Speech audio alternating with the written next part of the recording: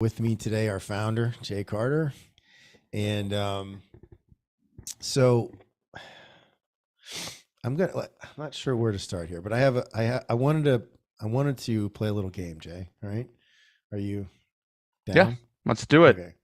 Okay. So I grabbed this. I apologize in advance. The sound quality is not very good, but I want to see if you remember these, if when I play these sounds and it's coming through my phone. So again, just bear with me because it sounds not great. And tell me if you remember, if you can tell me what device this is. Okay. Are you ready? Yeah. All right, here's the first one. I'll put it right up on the mic here.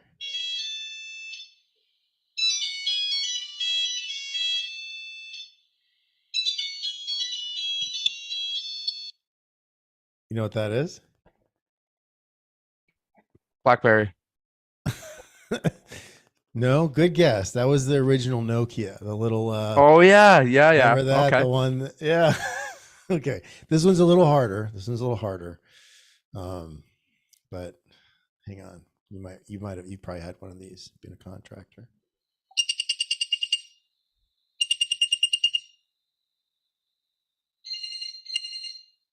It's going through the different chimes. Mm.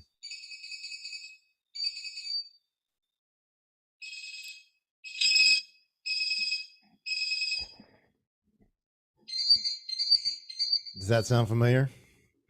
No, No. I don't know which one that one is.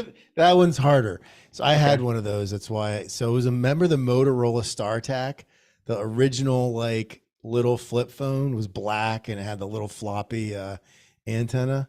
That's a Right. StarTAC. Okay. Okay. Here's one. This one's a little more familiar. This has a little more unique to this developer or this company.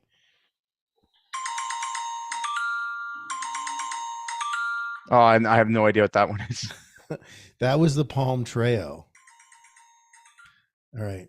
So that was the Palm Treo. It was Palm Pilot's first. It was I think it was their first phone actually, and that one came out in like 2004 or five, I want to say. So can you give me? Let me share a screen. I want to show all the folks out there something. So we're not just playing chime games here. I wanted to. It's actually relevant to our conversation today. Can you let me share? Yep, no problem. Excuse me. All right. Pages. Okay, sure, we'll do that. Okay, and we're sharing, right? Yep. Okay, so so I thought we could take a trip into the smartphone cemetery, and so interestingly enough, neither Nokia or Motorola or Palm have a business or meaningful business in smartphones anymore. Yeah. Or even in phones. So this fun little device on the screen, this first one, did we talk about this? I talked about this on my live. I don't know if we talked about it, if I brought it up, but this is Yeah, the no, I don't think Sony we've talked about it yet. Okay. So this is the Sony Magic Link, which is I could probably spend 30 minutes on. I'm not going to, so I'm not going to do that. But it's one of my favorite stories because the Sony Magic Link was the first to do so many things. It was, in fact, do I have it on here? Wait, no, I don't think I do. No, I don't have it. So the Sony Magic Link was the technology. A lot of the technology in this device ended up in our iPhones today, right? So stuff that we have in our crazy like computer iPhones like is from that device. And they had like literally an all-star cast of like the dream employees from around Silicon Valley. They raised like, and this is in the early 90s, they raised like $500 million from Wall Street, made 5,000 of these phones and failed, like perfect failure, right? And like one of the most fantastical failures in tech history. And then of course there was the Apple Newton. I never had one of these devices. Maybe you did, but it was like one of the early PDAs, right? Remember the personal what the personal device. I don't remember what PDA stand for, but it was the original one of the original smart devices. Also a fantastic failure, like huge, Yeah. huge failure, right? And then of course there was the Palm Pilot. Like, did you have one of these, Jay? I didn't have the Palm Pilot, but I had the BlackBerry. Like, you remember Okay. that big old thing Oh yeah, yeah. with the pen? We're gonna get. Oh yeah, we're gonna I get had one of there. those too. Yeah. So the Palm Pilot, I had one of these like early 2000s, and I gotta be honest, wasn't my favorite device, but I did use it a lot, and they sold a lot of them. Okay. And then of course, I mean, I had to. It's not a smart device, but I just had like I never had one of these. But remember the original Motorola brick? hmm Okay, I I mean, we do. remember from we were kids, but like, so the Motorola brick. Did you know that cost $11,000 in like 2023 money? I do. I do. Yep. 11 My grand. both my parents had those phones, Get and I out of remember like here. when they first got them, they both had two of them. They got them for Christmas, and like nobody had them. Nobody like we were like we would go Yeah, places and they would get like a people crowd of were. people around them. Yeah, it I was was gonna insane. say, I bet you were like Yeah, and celebrities with a phone. and I remember my dad had like a leather pack for this thing, and it was like a friggin' huge Crazy. phone, Yeah, it was huge. massive. Yeah. But he would be like walking around with this thing. Oh man, it was insane, and people would like stop him and like they'd be looking at it. It was yeah, and I was very young at the time, so like to remember back that far about this phone Right. was like yeah, Well, weren't they like 10 or 11 pounds too? I yeah, mean, they were heavy, it was like a like the substantial thing you piece carried of it like a machinery, purse, right? Maybe like carrying a drill around, right? right? Like when you had it, it was like huge on your head, Yeah. right? So But and they like had those terrible were reception and calling was right, terrible. terrible Like reception, terrible yeah. sound. But like that's what you saw. Remember on these, those were on television. Like that was the first cell phone that we saw on TV, even before car phones. So anyway, it had nothing to do with smart devices, but okay. And here's the BlackBerry, right? So BlackBerry, I think it's such an interesting story, and I remember back in like 2011 and 12, I remember seeing like on the news and just paying attention to it because I had a handful of these, and I'd thought it was such a great device, right? Because it Mhm. was. I mean, and what I loved about it is what you loved about it and what everybody loved about it, because it was sturdy, so you could drop it, you could beat the crap out of it and it wouldn't break, right? So it wasn't flimsy, it was like sturdy. And unlike the Magic Link and unlike some of these other devices that were like the Newton, um, the BlackBerry, it had a screen and you could type the friggin', you didn't have to hit like 6 7 times, right? Or three to get the letters. You could just hit the letters just like we were used to on a keyboard. And so BlackBerry, well, let's just look at the numbers. So BlackBerry had 51%.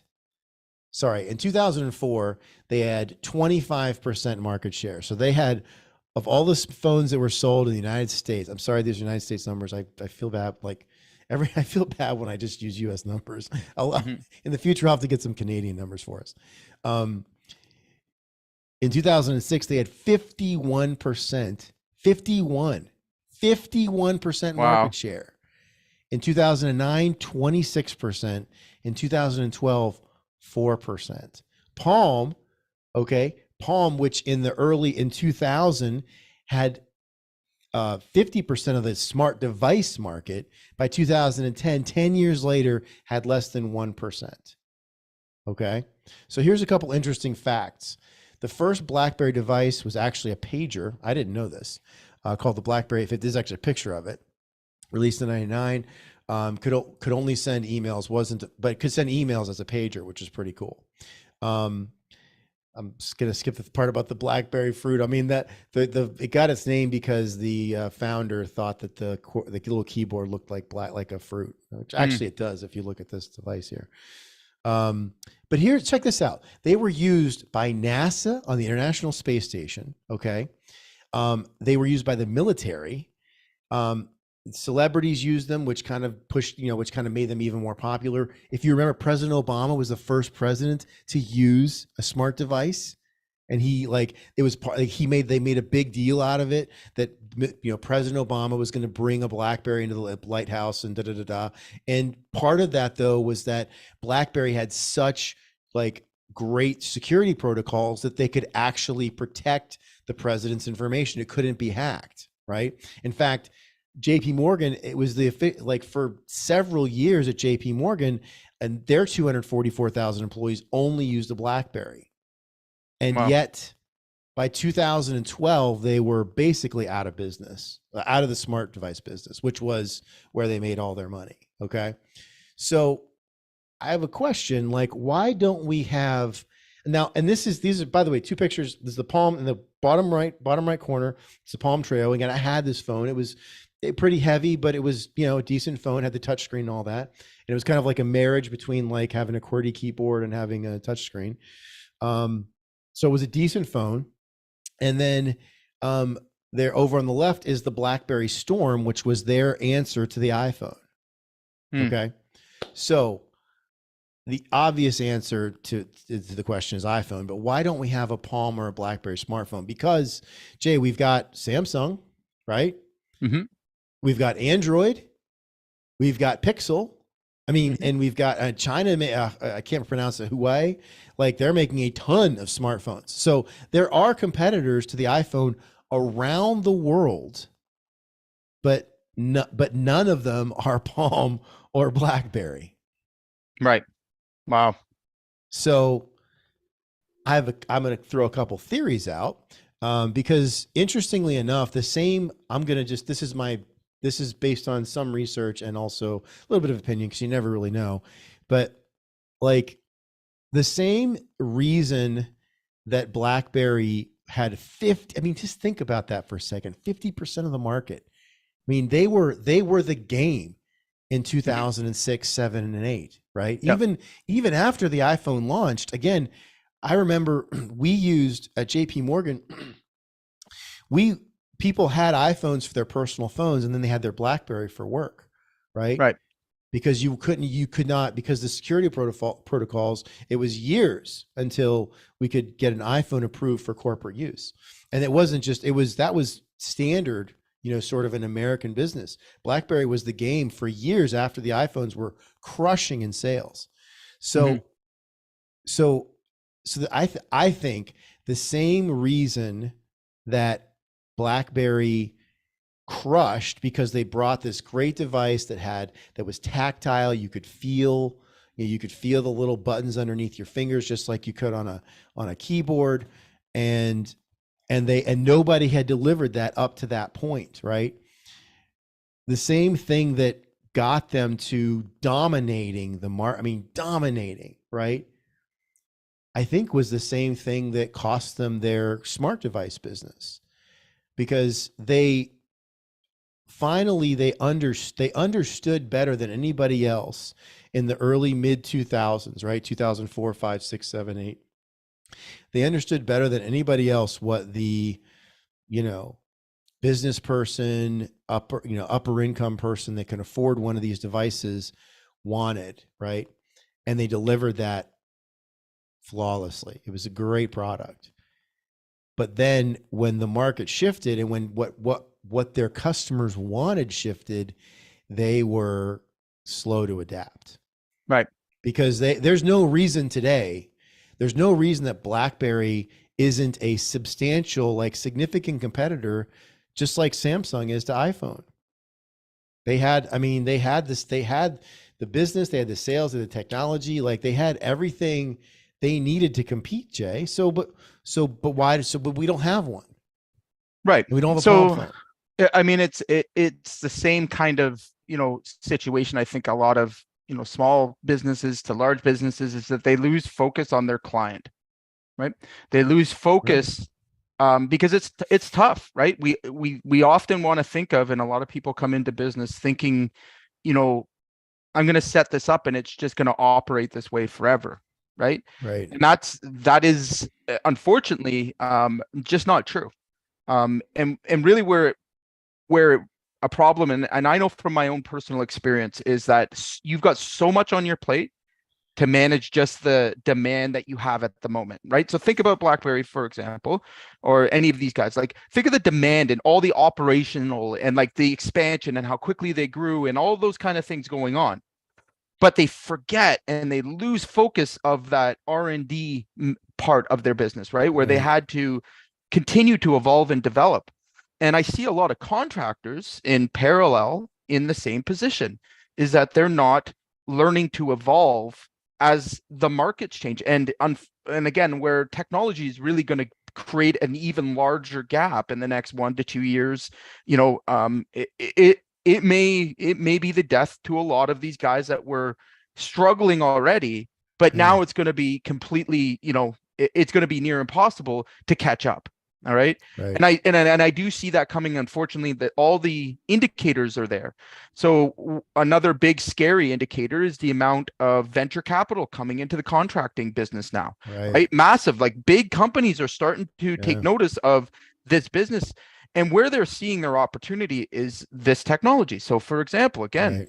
AI estimating, like AI, like you don't need to be a specialist at that anymore. All right. Right. It can be near done instantly. What's that going to mean for the rest of contractors, for the mom and pop shops out there, for the guys that, cannot keep up with the speed of which marketing and sales and everything has evolved? It means we're going to see a lot more Blackberries. And I'm not just talking about the small contractors. I'm talking about the huge contractors that Like are the out big one. there, Yeah. because they're struggling too. Like that's Right. the thing about the moment we're in right now. I feel like a lot has been, the playing field's very equal if you're looking at the right places, if you're understanding how new technology comes in, because no matter what, if you're big, small, like there is no complete like experts at these things yet, right? There's nobody that's really locked down Right. the game. Everybody's in R&D, like everyone's developing strategies Right. to take advantage of these things.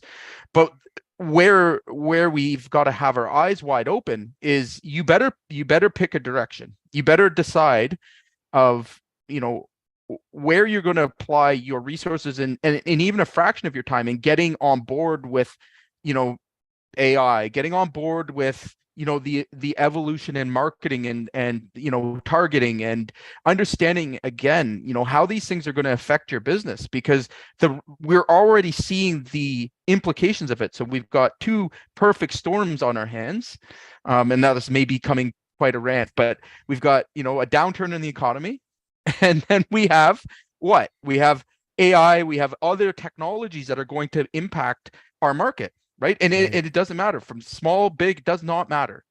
So, for the guys that are out there that have, not a lot of knowledge in marketing and not a lot of knowledge in, customer service, sales funnels, the things that we've been discussing, um, that window of time where you have enough space and room to breathe, to learn it and adapt to it and bring it into your business is quickly closing, right? And I feel Right. it in my own, like I feel like I'm catching up, and I at the same time we're right at the forefront of it, because there's like in other markets, I'm looking at how quickly they've advanced. Now the Right. contracting, I mean, luckily we're behind with everything, so we have a little bit longer of a window.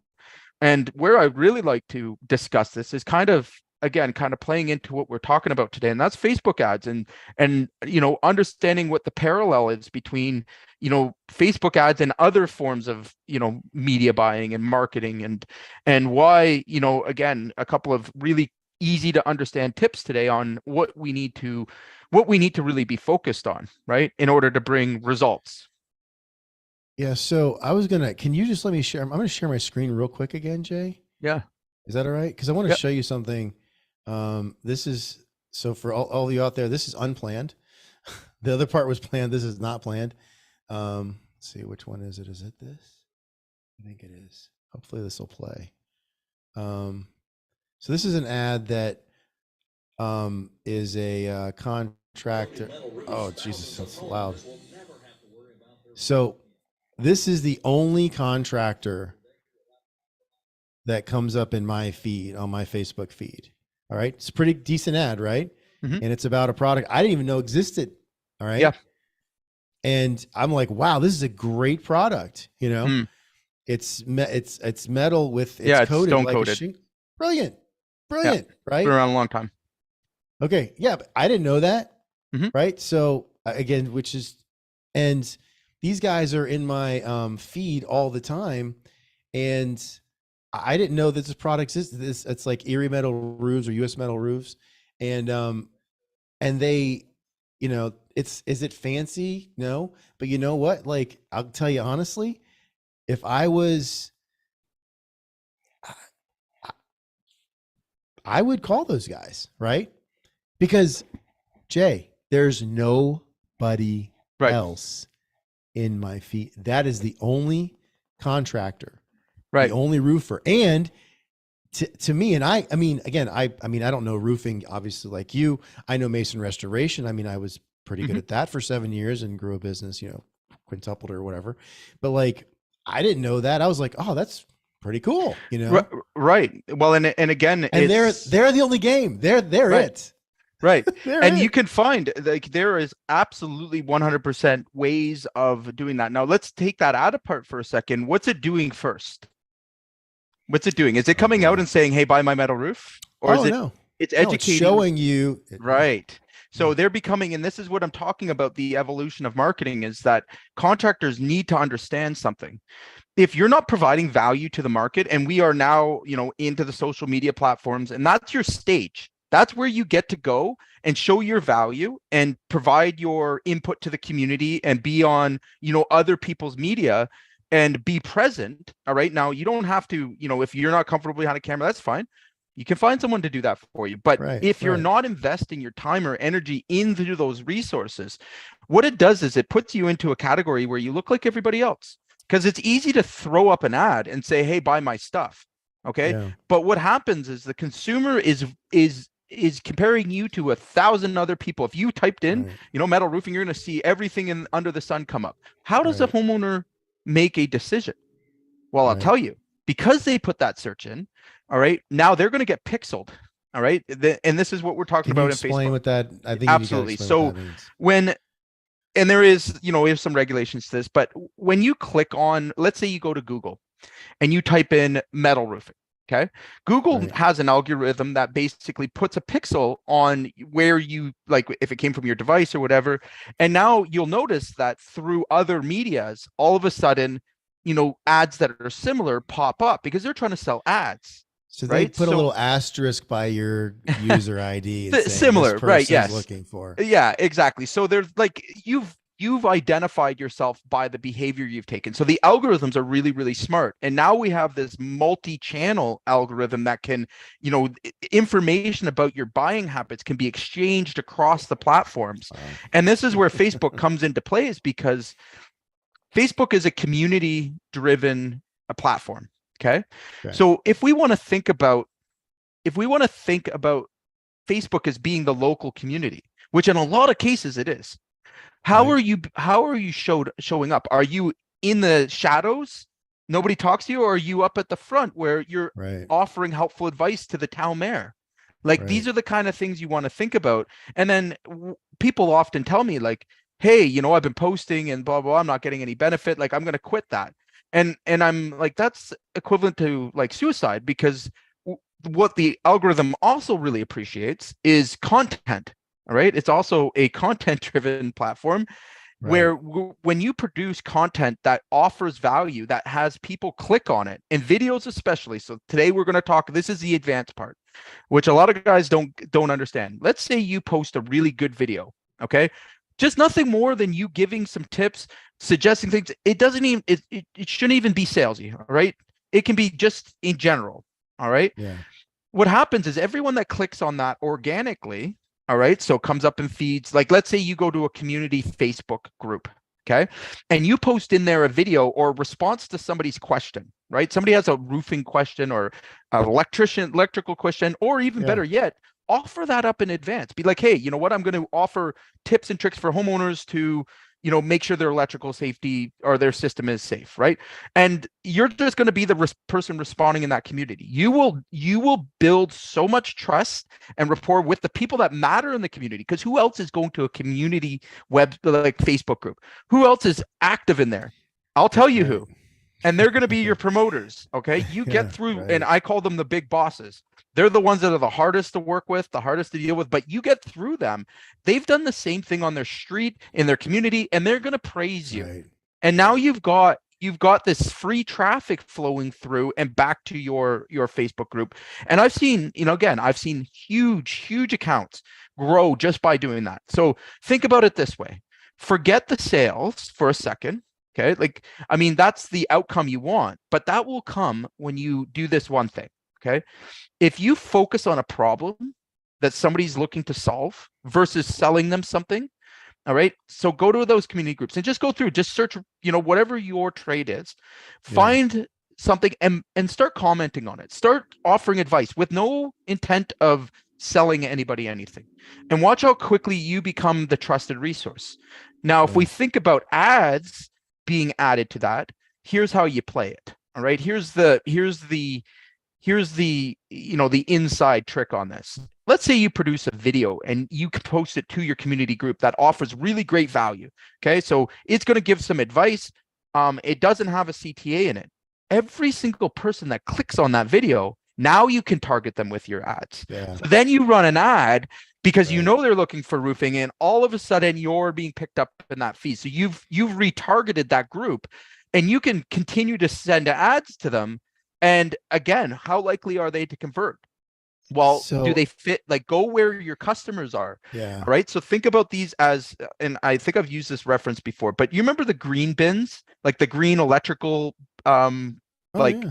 bins when you were a kid, Sure. and like Oh all the yeah. kids in the neighborhood would hang out around the green electrical bin, right? And like, Right. like the whole, like everyone would be there, right? You Yeah. got to think about Facebook as being the same thing. All right. There's all these little hangouts where your ideal, prospects are hanging out. And in order to get in there, right? Like you couldn't just stand on the sidelines and stare at them, could you? That would make you look Right. pretty weird, right? Like you couldn't. Right. I mean, some kids did, and they were the weird kids, but like, no, you have to engage. You have to come and again kind of show your character, show who you are, all right, and make yourself human. And when you do that, you're going to see a whole community and a whole group of people. And believe me, lots of people in these community groups are lurkers. They're just there. They're watching. They're seeing things. Right. So Right. then you're seen there as being a trusted source. Now, when it comes time to actually convert, now you're differentiated. Now you're being seen differently, right? And this is where the power of this comes from, and taking your content and not just posting it on your page, but get it into other pages, get it into Facebook groups, and again, we're talking about one specific strategy, and I want to give you the easiest one that you can do today. Well, You shoot short video, even if you're responding to somebody that asked a question, yeah. respond That's with the good. Yeah. video. Okay. Yeah. From your company page, just shoot a quick video and say, hey, you know what? I seen this question here. I just wanted to answer it for you. All right. That's going to give a huge amount of value, and it's going to prove that you Yeah. are trustworthy because you're offering that without asking for things. Well, I was going to say too, Jay, I feel like, one of my favorite things was dropping a yard sign when we were Mhm. doing a job. Absolutely. And like, I was always so, and this is going to, I mean, it's going to sound stupid, but I'm going to say it anyway. I was always so surprised at how many calls we would get. I Mhm. mean, we got so many calls just from the yard sign or a lift or a trailer, like just being there and being, and having clean trucks and like all that stuff, just being there and people seeing the men work and seeing us do our thing. Like we got oodles and oodles. And I used to think, man, I wish I could follow these people around, you know, like I wish I could, if we could stay there longer, we'd get more calls. Mhm. And sometimes we'd leave a yard sign and we would get more calls. But like, imagine if imagine if like on their, say 3 mile or 5 mile drive to work, every half a mile, they saw another one of our yard signs. Right. Right. And Like if I could have replicate that, and of course people did that with billboards and stuff traditionally, but that also gets very expensive. Like this is kind of that online, what you're Right. talking about. It's like if you could put your company sign every quarter of a mile, half a mile, Hmm. this is that. You can do the same thing, but instead of it being they're looking out their windshield out of the truck or out of their car, they're on their phone when they're, Hmm. in their living room watching the football game, and they're like, "Oh, that's," and they see that they see the company again and again and again, and they're like, "Oh, I didn't know that about roofs. I didn't know that about brick. I didn't. Right. And next thing you know, they've got a problem, and Right. right, The trick to it is actually, again, when you're creating content, think of all your major objections. Think about all the things that right, homeowners are right, the concerned about, problems. Yeah, right? Will yeah, I get a quality roof? What's a quality roof look like? How do you select a contractor? How do you like, or you can also do this. There's lots of apps that you can grab where it will pull the questions that people are asking.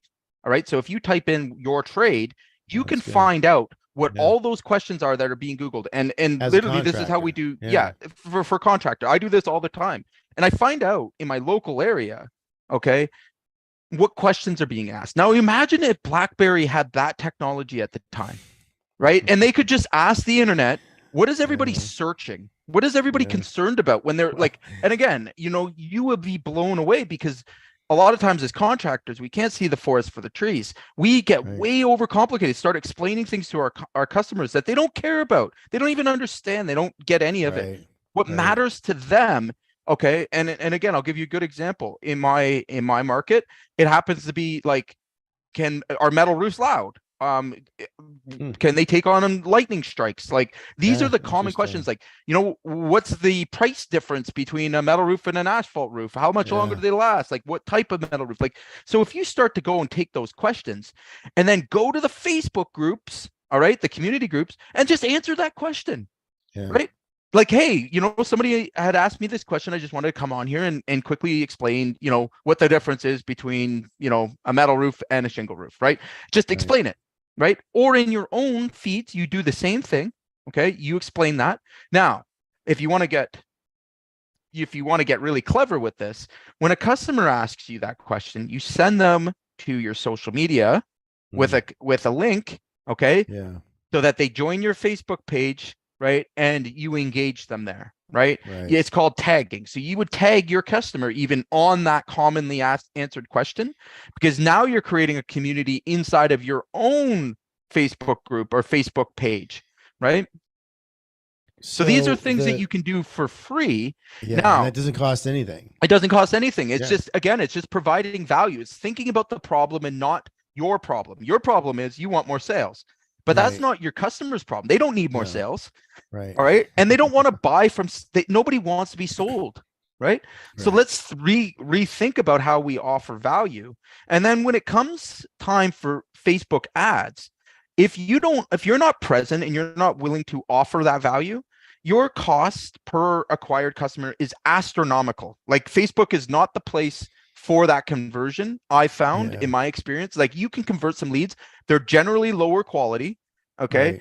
Now, total difference to what I'm suggesting here is, way I use Facebook ads is I retarget. So somebody that's searched in Google, that's, Right. looking for something, somebody that's clicked on one of my videos, like, we've got some videos that have got 40,000 views. All right. And here's another little hint. If you're recruiting or hiring, put a recruitment and hiring video into, your local community page and let them click on it. All right. Because Yeah, now you're retargeting the actual people that may work for you. Right. yeah. So we run these retargeting campaigns, and they're all based on us generating organic traffic and giving value and running these value feeds. And it helps you to know, what is it that I should be offering? Because here's, again, when we go back to BlackBerry days, do you know how they did their research? Like, basically, they would send out a survey, all right, Yeah, hope that right, somebody brought back the survey, right. and they would pay huge companies, like these Big huge money. Yep, consultants, to give yep, them back data about their customers. And it would take 6 to 8 months to yep, do those studies. But yep. by then, the market has shifted. Right. Now we have more Excuse me. opportunity than ever. Like you can run a Facebook campaign just with the hooks to your ads or your emails, right? Right. Just a pure traffic campaign where people are going to tell you if they like it or they don't like it. And the hook being the line that's going to get somebody to Correct. stay on. Yeah. Right. So, I mean, I'm running them, constantly. I'm running them one right now as we speak for, another offer that I have. And I use the algorithm to tell me what my audience wants to hear. It's not about Right. what I want. No one Right. cares what I want. They care about what they want. And if you're not listening to that audience and you're not using these platforms as your ears, okay, you're missing out on a huge opportunity. And it's, again, if you don't want to run Facebook ads, I don't blame you. They're difficult, and I don't suggest it for anybody because it takes some time to learn. But what I Right. do suggest is make sure whoever's running your ads is understanding the connection between your content and that you are working together as a team and that there's open dialogue on how retargeting will take place, and you're producing some sort of content that's going to give value to whoever's on these organic platforms, because that's what brings down your cost per acquired customer through the Facebook and through other algorithms, right? Again, if you want your Google ads to work well, have a presence in your Facebook. Like, again, that's the multi-channel connection that you have across the board.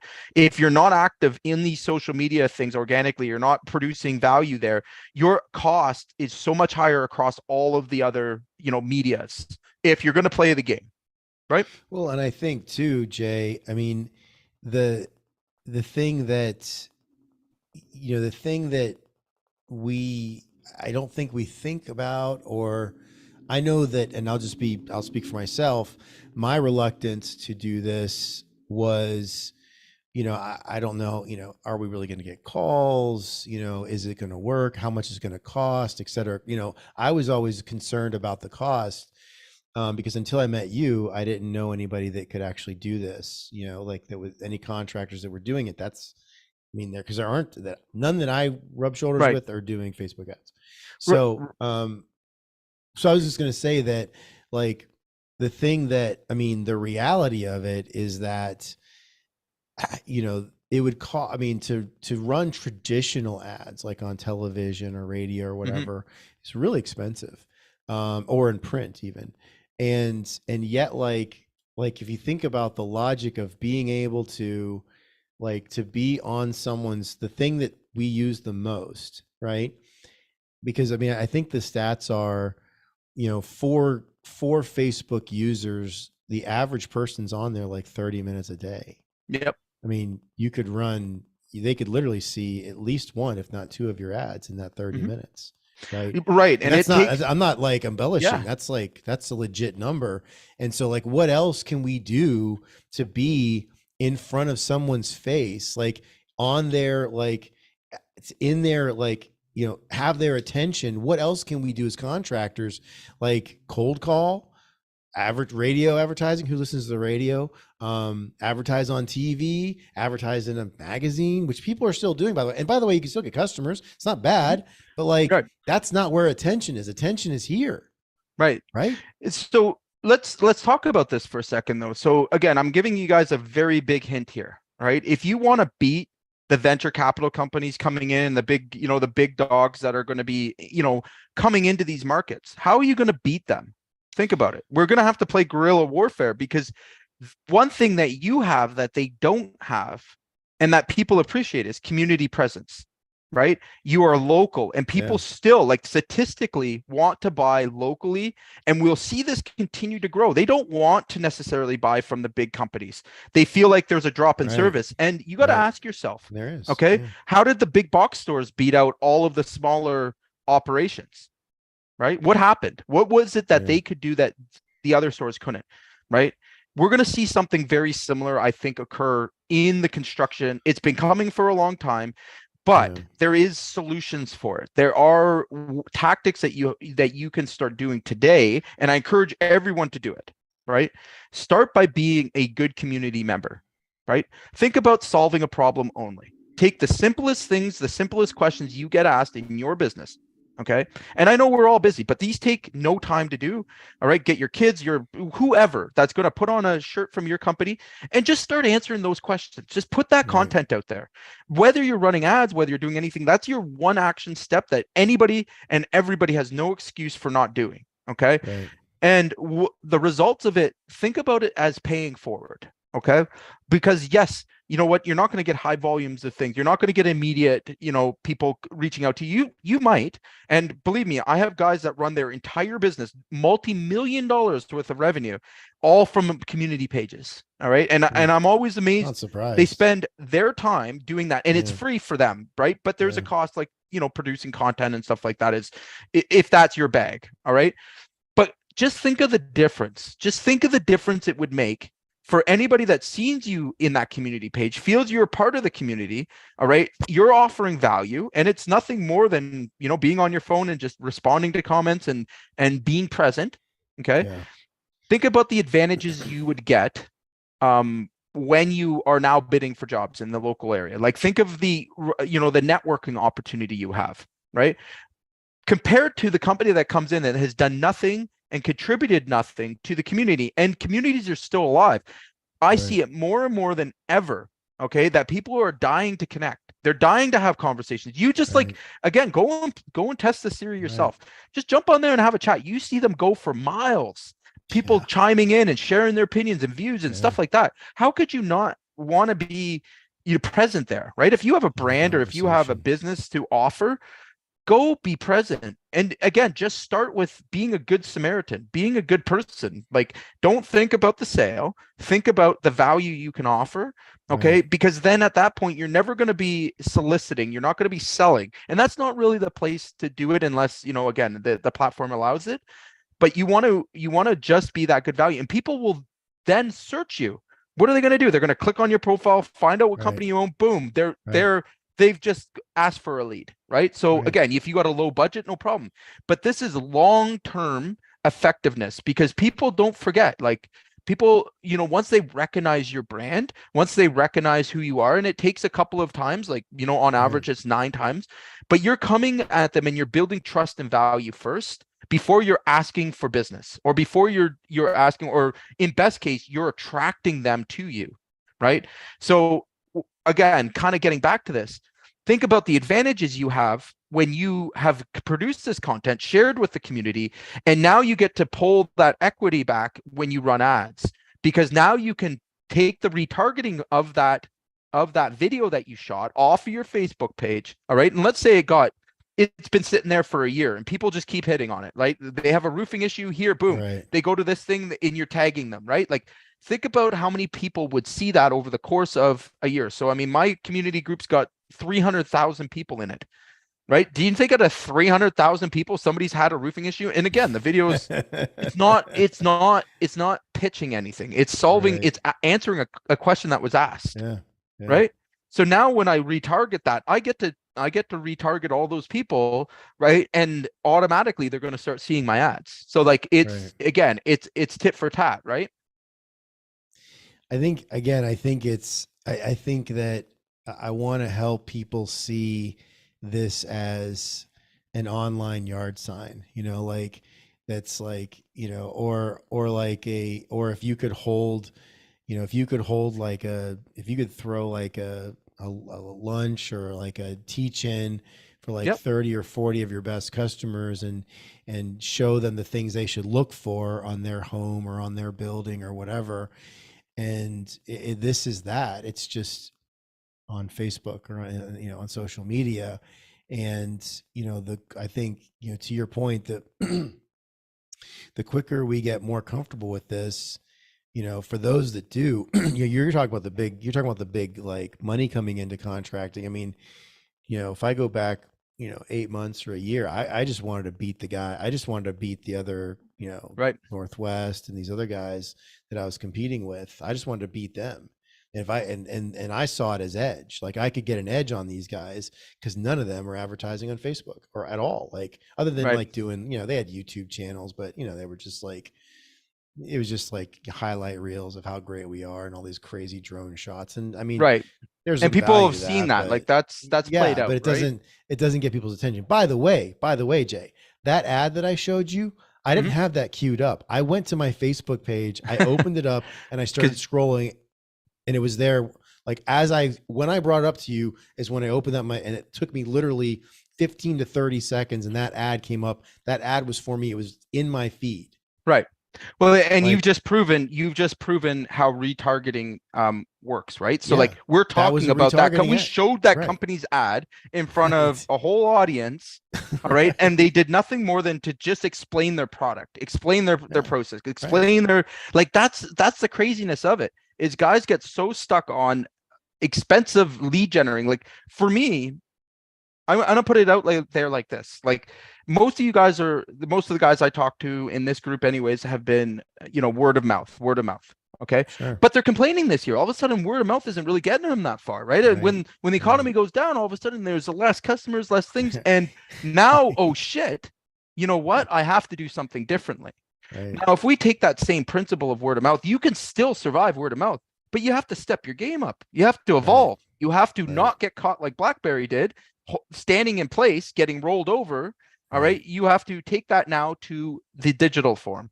You have to go to where people are, offer some value. Don't be the weird kid on the sideline. Get Right. involved. Get in. And again, guys, this doesn't involve any funnels, no like technology, no tactics. This is your cell phone. Okay. Right. When people make a comment, you respond back. Like just Right. be a good Samaritan, and business will Yeah. start to flood into you. All right, because people are looking for those kind of connections. They want to have an expert, a community expert, somebody they can Right. trust when they have a question. And again, remember this: like even if you're not having a lot of conversations, all right, you've only spoken to a couple of people. What happens and what you don't realize is that comment is forever there, right? People go to those pages and they search for like electrical issues and stuff like that, and it's if there's one person speaking up or one person saying something, there's 50 others that are looking for that answer, Right. right? So you're not just speaking to one, you're selling to many. And I'll say it like that. And really the again kind of back to my point here is solving one problem for one person openly in a community is actually doing it for 50. Okay. Right. And 50 people are now loyal and appreciative of you and your brand and you personally. All right. That now, next time or whenever somebody else asks, what do you think they're going to tell them? Right. And you get this whole multiplying effect. And again, like I said, those are the places you want to be. If you've seen a slowdown in your business, and or even if you're a full-size contractor and you're looking to improve the cost of your acquired customer, get involved, be Yeah. present, do the small things, do the things without asking for things. Like think Right. about it as not like, again, you've got to take a different approach, because if you're just going in there and trying to solicit business, no one appreciates that. No, like that's annoying. Right. And Right. more society is Well, and turning a that's what deaf ear everybody's to it. doing. Yeah, Right. everyone. I mean, everyone's doing the same thing. Everyone's like, "Hey, I'm following up on my quote. Did you have a chance to look at my Right. quote? I want to talk to you about my quote. I want to answer your questions on my quote." Well, what if you just added value? Said, "Look, this is what happens when when your caulking is powdery. That Right. means you're losing it, and you're E- going to get water at some point, Exactly. right?" And again, meet people at their like the way they want to be met, right? So again, Right. when we talk about this, like you want to know one thing that will differentiate you in getting jobs or not, shoot a video. Shoot a Yeah. video and send that to your client. Okay. Right. Do you want to stand out? Just take your quote and go Yeah. through it and It's explain it good. to them, and then Right. send them the Yeah. quote. Explain it Okay. videos. That Yeah. one move increases your sale 20%. Guaranteed, Yeah. right? Don't follow up with the boring emails. No one reads them, right? Leave Right. those things alone. Okay. It's the new junk mail. Instead, Yeah. instead, engage with them, right? Engagement is totally different. Like, hey, you know, I was working for your neighbor in this area. Here's some pictures of her home. It might help you to make a better choice on yours. Oh, great. Now that starts a real conversation. Right. Oh, hey, I was thinking of you. Here's this resource, in case you were still, looking for our service, or if however you want to frame it. But again, it's value first. And again, it takes more to build trust. We are in the post-trust era. Okay. And I don't want What do anyone you in here mean to by forget that? that. What do you mean The by that? post-trust era. So it's been happening for a long time, but nobody trusts anybody. They don't trust government. They don't Right. trust, everyone is questioning, and everyone's so cynical right now. All right. And Right. and it's been getting worse and worse. And it's been harder and harder to make sales because nobody's trying to earn trust. They're doing things. And again, we are so used to the internet and everything that's just sped up the amount of advertising and marketing, and it's exhausting, right? We're all in busy lives, money's tight. Yeah. Like here comes the next guy and the next guy that is doing the same shit that's been done forever. That whole strategy doesn't work anymore. Right. People shut down and they close in. That's why you're not getting people to respond and you're getting ghosted. Like this is what's happening. And it's because of your approach. You're going in like it's 1955, demonstrating your product and your thing like someone gives a shit, right? And you're Right. not really thinking about what is it that owner feels and what's making them, have this pain, right? How do I solve that pain? How do I solve that problem for them? Because guess what? If you do that and you think that way first, and this applies to your advertising and your marketing, it will change Right. everything. All of your outcomes will become a Right. lot better. But if you go Right. in trying to pitch them and sell them something, we have so much resistance built up to that, right? Yeah. I shut down. I'm in sales and I know when Right. someone's trying to sell me, right? Right. Oh yeah. People, again, an educated buyer knows when they're being sold and they question everyone. It's no more trust. You have to earn the trust first. How do you Right. do that? How do you do that in the time that you have? Well, the key to this is offer that trust and value before they engage with you. And this is what I'm Yeah. talking about in making your investment in your funnel, in the time. Like get people when they're doing the research of it.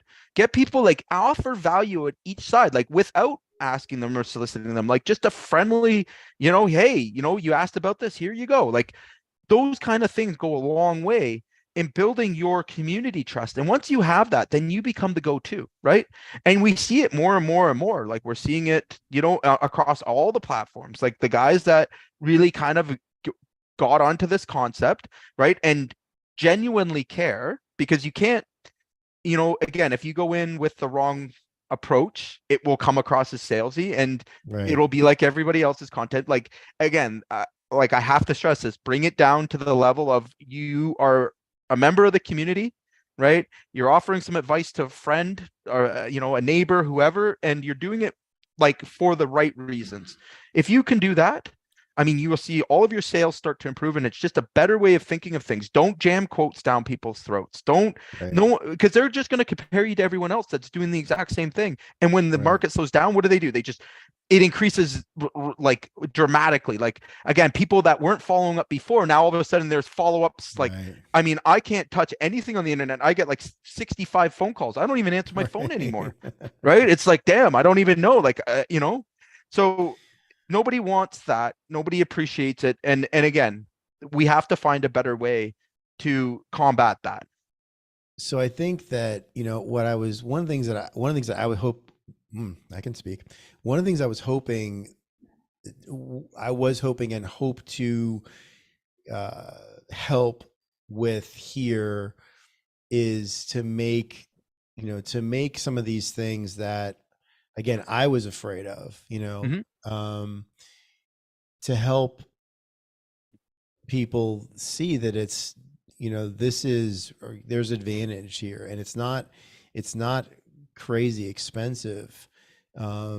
And it's instead of the yard sign, and instead of going and knocking, because I went around I knocked on neighbors' doors when we were doing jobs in neighborhoods, and I would introduce myself. I didn't do it a lot, but I did some like cold door knocking. That's actually how I started my career, which is a whole nother thing.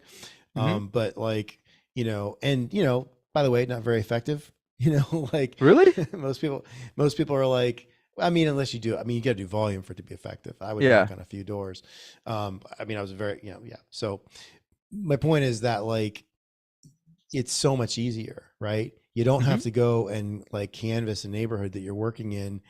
You can do that with your ad, Yep. and it's easier. It Digital takes door a knocking. lot far. Yeah, digital door. Takes a lot less of your time, and so again, it's a different. So you're canvassing. You're just not doing it the hard way anymore. Whether it's Right. because, by the way, what I did do is I mean what I had to do is I cold called my ass off for like almost the first 3 years I was in that business. I cold, and that's hard, Hmm. because you kiss a lot of frogs. Yep. And I don't know about you, Jay, but I don't really like doing that. I mean, I Right. did it because it was necessary, but I did not like it. It wasn't Right. fun. I wasn't getting up every day being like, oh yeah, I'm gonna cold call like 60 general contractors today, fucking sucks. So, Tell me you about it. know, we don't, yeah. So you don't have to do that. I mean, what I'm trying to say is like, there's an easier way. And, you don't have to be good on camera. You don't have to even be on camera, right? Right. You can get someone to shoot this stuff for you, Yep. or you can or have one of your team. I mean, there's literally a dozen different ways to do it, but like, that is such an easier, cheaper solution to what the hard way, which is what we've both done, going door to door and cold calling people. Yep. Like, That's the and old it's sales also way. It's cheaper just than let's say it's cheaper than direct mail too. right. Well, and again, it like you gotta pick your battles, right? Like whatever you're gonna do, you have to commit to it, right? So I mean, if online and ads are your thing, and again, after the years of doing all of these things, I've settled on 3 or 4 marketing strategies that I use, and Yeah. I've built them up, and I continue to focus on them, because if you try to focus on everything, if you try to grab things from, oh, I'm going to put up a sign, you're going to find that it's too fragmented. You're not landing the people that you need to land, and you're not getting the volume. Like one of these strategies, like that community one, I'm not exaggerating this to you. I work with a client right now.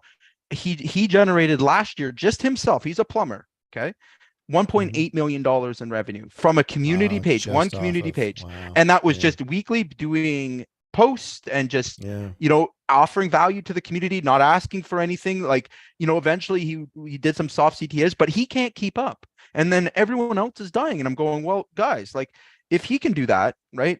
And he's put his time into it, he's focused on one media, one source. Okay. He got himself into a position, he got good at it. Now he can start thinking about other sources to add or complement to that. But that's where media comes in. What I don't want to see contractors do is run out, hire a marketing company, all right, or Yeah. an agency, do blind billing where they just take Right. their money and don't tell them what they're doing, and then be Right. not involved with the marketing. Again, like I Right. said, there is a connection between the cost you're going to pay and how many like leads you land and your presence online. So if you haven't Right. built that yet, plan to have your leads cost you $200-300. Like that's the way Right. it's going to be, right? If you have, and you have invested there, and it doesn't take much, right? It's just committing to 1 video a week, 2 videos a week, like posting some stuff regularly. If you're struggling with this, give us some time. We'll help and give you some ideas. You can book in with us. We'll give you a game plan. And I suggest everybody, big, small, it doesn't matter. If you don't have a marketing plan and somebody to help you work through that and identify these things, it's going to be a rough ride. Okay. And I learned this many years ago, unfortunately the hard way, is that you can get your marketing dollars so spread out that you've got an ineffective high cost per acquired customer, and it literally starts the draining. That's why I think a lot of guys quit. They quit early. You know what I mean? They're like, Yeah. oh, I tried Facebook, it didn't work for me. Oh, I tried Google, it didn't work for me. Right. Yeah, because you went in with the wrong expectations to begin with. Nobody was guiding you on the plan. Nobody was helping you to see the numbers properly.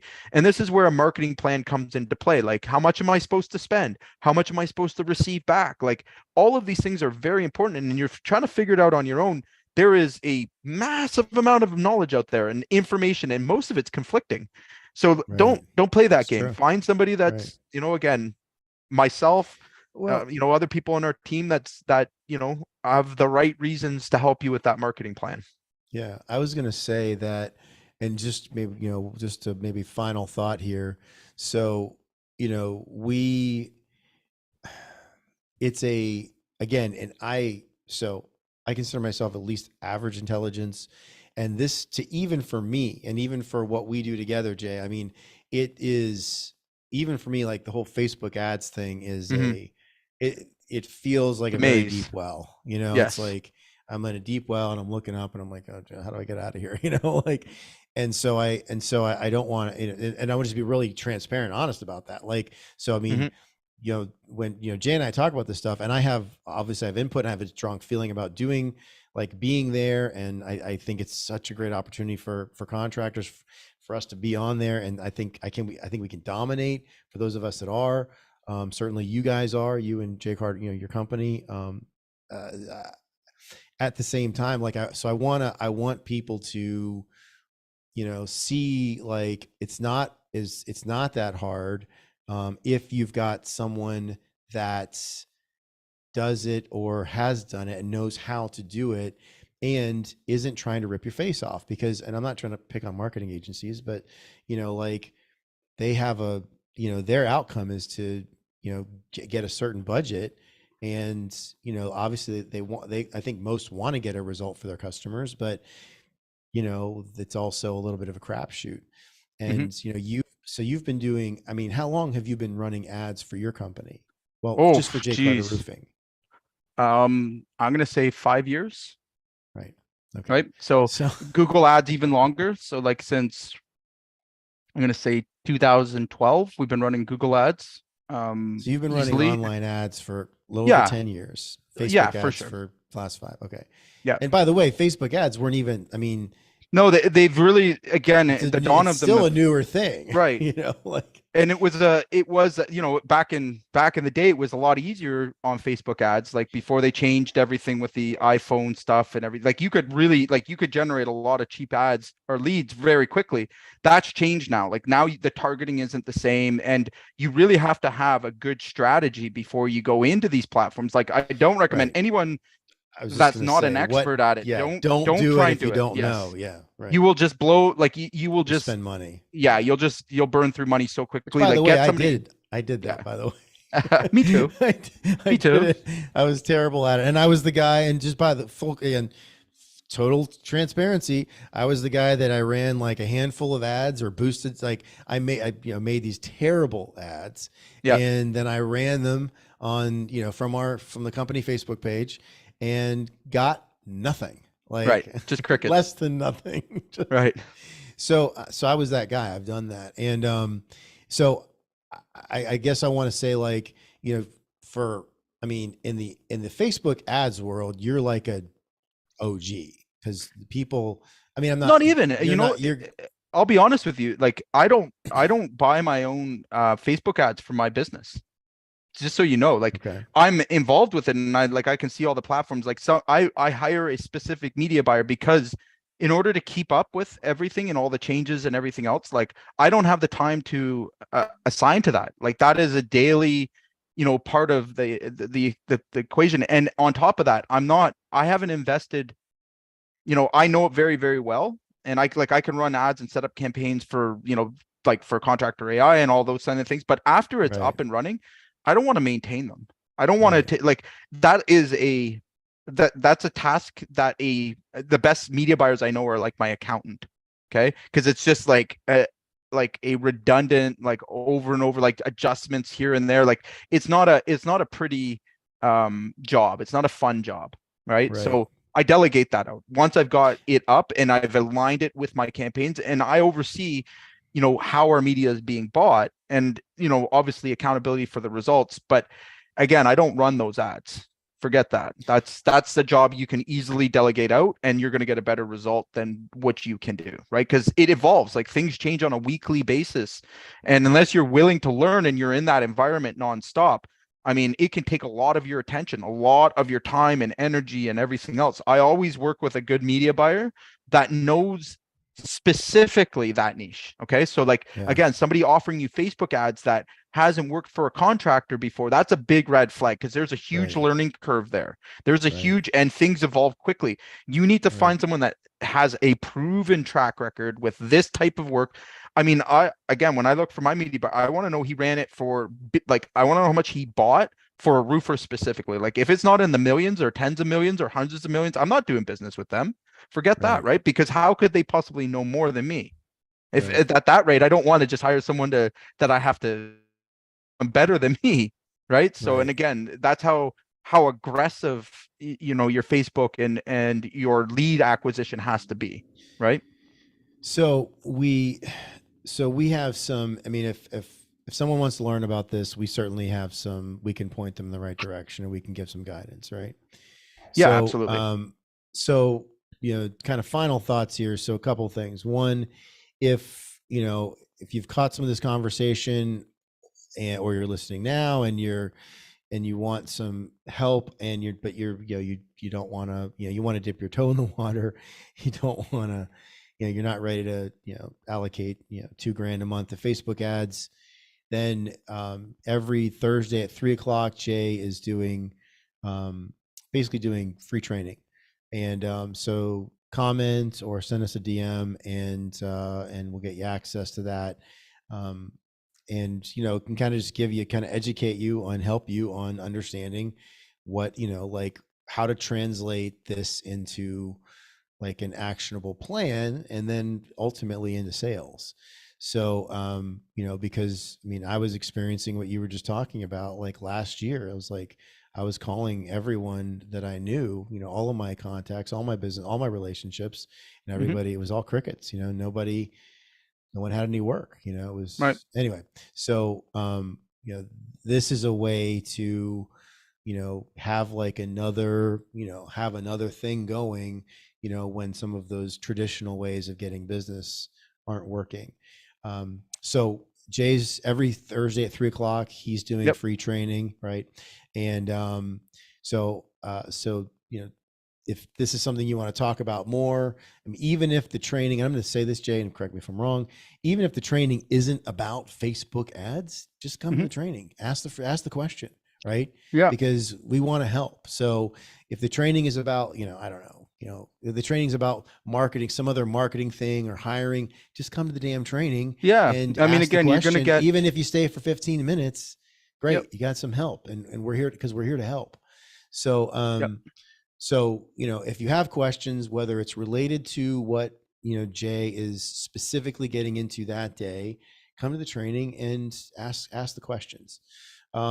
So we are here. We're going to wrap it up because we've gone a little bit longer than we Did we wanted not say to. we're trying to shoot it short? Right? We We did. did, we did. We started a little late, so it's Yeah. really right around an hour. So, but for everyone that's hung out with us, thank you. Jay and I are here every Friday, 3 o'clock Eastern. Jay does free training every Thursday at 3 o'clock. I go live every Monday at noon, and I'm talking about similar things, but I'm sharing some of my experiences of turning around a mason restoration business and some of the things that Jay and I talk about here. I share how I practically applied those things. That's also, by the way, where Jay and I met. I met him 3 years ago as the CEO of this construction business. So, come, check me out on Mondays at noon.